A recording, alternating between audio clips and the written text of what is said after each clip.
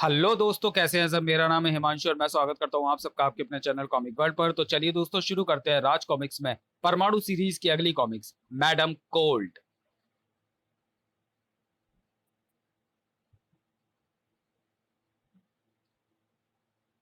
हट जा परमाणु, मेरे रास्ते से हट जा। मुझे इस दुनिया को तबाह कर लेने दे, जल जाने दे पूरे विश्व को मेरी नफरत की ठंडी याद में।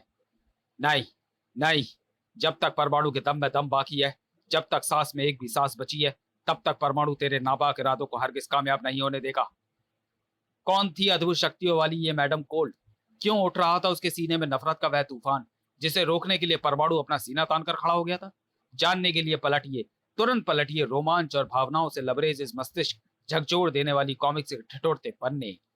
मैडम कोल्ड परमाणु सीरीज, लेखक हनीफ अजहर, सहयोग नाजरा खान, संपादक मनीष गुप्ता, चित्रांकन मनु। कहानी शुरू हुई शहर से बाहर स्थित साइंस रिसर्च लैब से। इस समय जो पावर सूट तुम्हारे शरीर पे है शैली, वह मेरी कई सालों की मेहनत का फल है। इसी की उपयोगिता परखने के लिए यह एक्सपेरिमेंट किया जा रहा है। हम देखना चाहते हैं कि इस पावर सूट को पहनकर मनुष्य कितने कम से कम तापमान में सुरक्षित रह सकता है। इसके लिए हमने विशेष रूप से एक कक्ष बनवाया है, जिसे हमने कूलिंग कैबिनेट का नाम दिया है। उसी कूलिंग कैबिनेट में तुम्हें बंद कर दिया जाएगा और उसके तापमान को धीरे धीरे जीरो से नीचे गिराया जाएगा। बाहर से तापमान कम करने की यह प्रक्रिया तब तक जारी रहेगी जब तक तुम अंदर से माइक पर चीख कर यह सूचना नहीं दे दोगी कि इस पावर सूट में तुम्हें भयंकर सर्दी लगने लगी है। समझी? यस। यह सब सुनकर तुम्हें डर तो नहीं लगा शैली? नहीं सुदीश, तुम्हारे प्यार पर किसी भी तरह के डर को हावी नहीं होने देगी तुम्हारी शैली। मौत को हंसते हंसते गले लगा लेगी सिर्फ तुम्हारे लिए। थैंक यू शैली, थैंक यू। फिर पावर सूट पहने शैली को कूलिंग कैबिनेट में बंद कर दिया गया। बाहर से कम होने लगा तापमान। -15 degree Celsius, -30 degree Celsius, -50 degree Celsius. खुशी और उत्तेजना से प्रोफेसर सुदीश शेरा का रोम रोम कांप रहा था। तापमान कम और कम होता जा रहा है और मेरी खुशी बढ़ती और बढ़ती जा रही है। अचानक प्रोफेसर सुदेश शेरा की सारी खुशी हवा होकर रह गई। पट पटा। ओ नो, ये क्या हो रहा है? दिवाली के पटाखे से कैसे छूट रहे कंट्रोल बोर्ड में? दिवाली के पटाखे एक पल बाद ही बमों में बदल गए। फट फटा। उफ, शॉर्ट सर्किट। मुझे कुछ करना होगा। कुछ कर पाता प्रोफेसर सुदेश शेरा, उससे पहले ही कंट्रोल बोर्ड के परखच्चे उड़ गए। भाम! उफ, ये कैसे हुआ? कंट्रोल बोर्ड में शॉर्ट सर्किट कैसे हो गया? प्रोफेसर सुदेश शेरा का दिमाग कुंद सा हो गया था, जबकि कूलिंग कैबिनेट का तापमान क्रमशः कम हो रहा था। उफ! और फिर पावर सूट की क्षमता समाप्त हो गई है। मुझे बहुत ठंड लग रही है। उफ! दूसरे ही क्षण माइक अपने मुंह के पास लाकर चीख पड़ी शैली। मुझे यहां से निकालो सुतीश, तुम्हारा पावर सूट यहाँ की भयंकर सर्दी को नहीं सह पा रहा है। मैं अपने आप को जमता हुआ महसूस कर रही हूँ सुतीश, मुझे यहाँ से निकालो। उफ! शैली को कूलिंग कैबिनेट से कैसे निकालू? सारा कंट्रोल बोर्ड नष्ट हो चुका है। प्रोफेसर सुदेश शेरा ही क्या, शैली की दर्दनाक चीखें सुनते रहने के सिवा कोई कुछ ना कर सका। बचाओ! आई! अपने में ही मस्त तेज रफ्तार से भागती महानगर की जिंदगी अगर इस तरह ट्रैफिक जाम होकर रह जाए तो कोई बच्चा भी समझ सकता है कि गड़बड़ है। और गड़बड़ भी कोई छोटी मोटी नहीं, भारी, बहुत भारी गड़बड़। और ऐसी गड़बड़ भला कहाँ छिपी रहती है उससे जिसे परमाणु के नाम से जाना जाता है? क्या है इस अजीबो गरीब घटना का स्रोत? झील के किनारे पहुंचो परमाणु, वही मिलेगा तुम्हें तुम्हारे प्रश्नों का उत्तर। ओके प्रोफेसर, मैं अभी तोप से छूटे गोली की तेजी से पहुंचता हूँ। झील, जहां मौजूद सैलानी अपने आंखें फाड़े देख रहे थे उस अजूबे को, जिसके सामने संसार का हर अजूबा बच्चा था। नफरत, घोर नफरत है मैडम कोल्ड को इस दुनिया से, इसलिए यह सारी दुनिया मैडम कोल्ड की नफरत का शिकार बनेगी।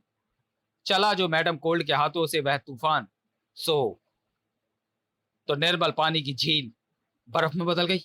पानी की झील बर्फ की झील हो गई। हम बर्फ में फंस गए। बचाओ! बचाओ! उफ! बचाओ!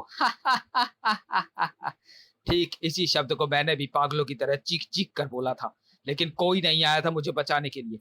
आज तुम्हें भी बचाने कोई नहीं आएगा। इन्हें बचाने यहां पहुंचे हैं हम, पुलिस। अरेस्ट हर। मैडम कोल्ड को गिरफ्तार करने के लिए आगे बढ़ते कदम यूं रुक जाएंगे, ये तो किसी ने ना सोचा था। ओह मेरे पैर! उफ! आओ, गिरफ्तार करो मुझे। हाँ, जिंग जिंग। अब हम तुम्हें गिरफ्तार नहीं, खत्म करेंगे। इधर चली गोलियां, उधर चले हाथ, और जो हुआ वह आंखों को फाड़ देने वाला दृश्य था। टनाक! बर्फ की इस दीवार को भेद पाए इतना दम नहीं है तुम्हारी रिवॉल्वरों के हलक से निकले बारूद में, और सह जाए मैडम कोल्ड के हाथों का कहर इतना दम नहीं है तुम्हारे शरीरों में। बर्फ के पुतले में बदल डाला मैडम कोल्ड ने पुलिस कर्मियों को और बेरहमी से तोड़ डाला। था था। अब मैडम कोल्ड का रुख एक बार फिर भयभीत खड़े सैलानियों की तरफ था। तुम भी यूं ही बनोगे मैडम कोल्ड के कहर का शिकार। यूं ही कैसे बनेंगे जब तक जिंदा है परमाणु।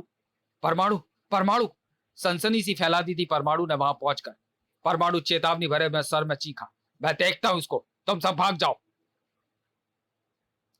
बचकर तो यह तब जा भाग पाएंगे ना जब मैं इन्हें भागने दूंगी। इन्हें जाने दे मैडम कोल्ड, मैं हूं ना तेरे कहर का सामना करने के लिए। मेरे रास्ते का सबसे बड़ा कांटा बनकर आया तू परमाणु, इसलिए अब तुझे अपने रास्ते से हटाकर ही आगे बढ़ूंगी मैं। घातक हथियारों का जान लेने वाला वार था वह, लेकिन जो उनका शिकार हो जाए वो परमाणु ही क्या, हवा में लहरा कर बचे तुम परमाणु। अब मैं भी हवा में हूं, देखती हूं अब तुम बचकर कहां जाओगे। ओह, पल भर के लिए भौचक्का सा रह गया परमाणु। वही पल उस पर बहुत भारी पड़ा। भाग जा परमाणु, मर। उफ। धड़ाम से नीचे आ गिरा परमाणु। था उफ। लेकिन एक क्षण के हजारवें हिस्से से पहले ही संभल कर कट जावे। रुक जा मैडम कोल्ड, रुक जा, तू परमाणु से बचकर नहीं भाग पाएगी। बचने बचाने की बात करता है, जरा इस लोहे के रेलवे ट्रैक को बर्फ के ट्रैक पर बदलने से बचा, और बचाकर देखा सैकड़ों यात्रियों से भरी धड़धड़ाकर आती उस ट्रेन को दुर्घटनाग्रस्त होने से, जो इस बर्फ के ट्रैक पर एक कदम भी आगे नहीं चल पाएगी। उफ। मैं चली परमाणु, अब तू चाहे तो शौक से मुझे रोकने की कोशिश कर सकता है। नहीं, उसे रोकने की कोशिश करना बेकार है। फिलहाल तो मुझे रोकना चाहिए उस ट्रेन को दुर्घटनाग्रस्त होने से। लेकिन मैं इस होने वाली दुर्घटना को रोकूं कैसे? ट्रेन जिस स्पीड से आ रही है, रुकते रुकते भी बर्फ के ट्रैक पर पहुंच जाएगी।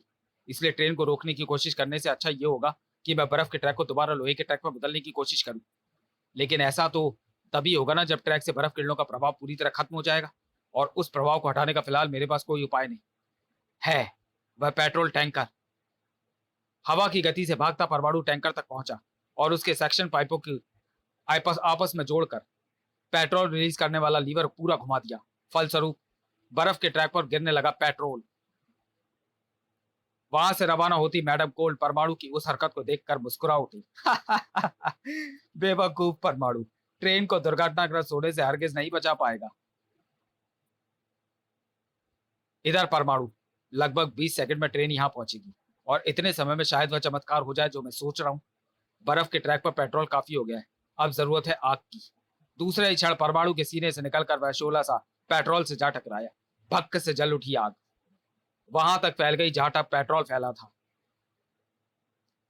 लोहे के ट्रैक पर चढ़ी बर्फ की परत पिघलने लगी।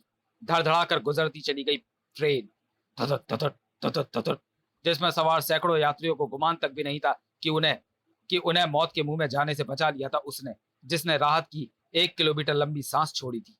उफ, सही समय पर मैंने ट्रेन को दुर्घटनाग्रस्त होने से बचा लिया, वरना स्वयं को कभी माफ नहीं कर पाता मैं। लेकिन इस चक्कर में मैडम कोल्ड मेरे हाथ से निकल गई। अब जाने किस किस को वह अपना निशाना बनाएगी। लेकिन वह मैडम कोल्ड है कौन, और क्यों मचा रही है ये तबाही? क्यों अपने सीने में नफरत का ज्वालामुखी दबाए घूम रही है वो? गूंजा प्रोफेसर का स्वर। इसका पता तुम्हें साइंस रिसर्च लैब पहुंचकर लग सकता है परमाणु, क्योंकि सबसे पहले मैडम कोल्ड को वहीं देखा गया था।